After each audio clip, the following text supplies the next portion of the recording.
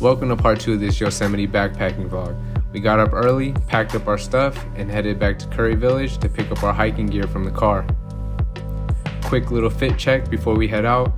We started making our way to the visitor center to grab our permits, and even took a mini detour to the Ansel Adams Gallery. We made it onto the shuttle, which dropped us off at our trailhead. Today we're hiking to Upper Yosemite Falls en route to North Dome, where we're planning on setting up camp. The hike was steep. It was switchbacks all the way up the first mile. Fortunately for us, the weather was cool, so we didn't burn to death, but thunder and rain followed shortly after. Meg and Kali did what I should have done and put their rain jackets on. As you can see, me and all my belongings were drenched by the rain. I stood here for an hour because Meg and Kali decided to take shelter without me knowing. We continued our hike, but the rain wouldn't let up. We had no choice but to push through though. Eventually, we found a place to cover up until the storm passed.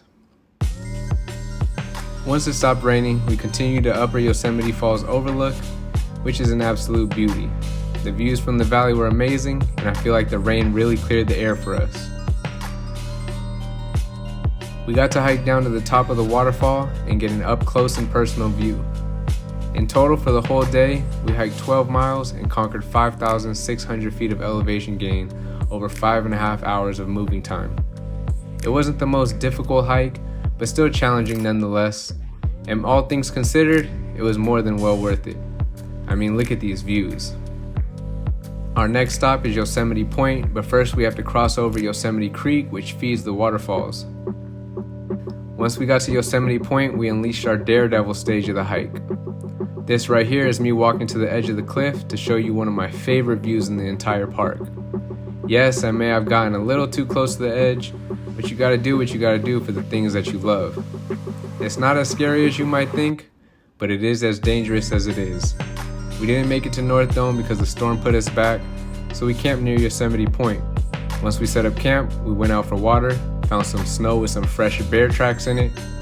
After we got water, we set up to watch sunset and witness a full rainbow over Half Dome. How incredible is that? After sundown, it was time to get ready for bed. I enjoyed a little bit of blue hour, and then I waited until dark to make dinner. After dinner, I put my bear can away, and that does it for day 2 of this Yosemite backpacking trip. As always, I appreciate you for watching. Stay tuned for part 3, and I'll see you there. Peace.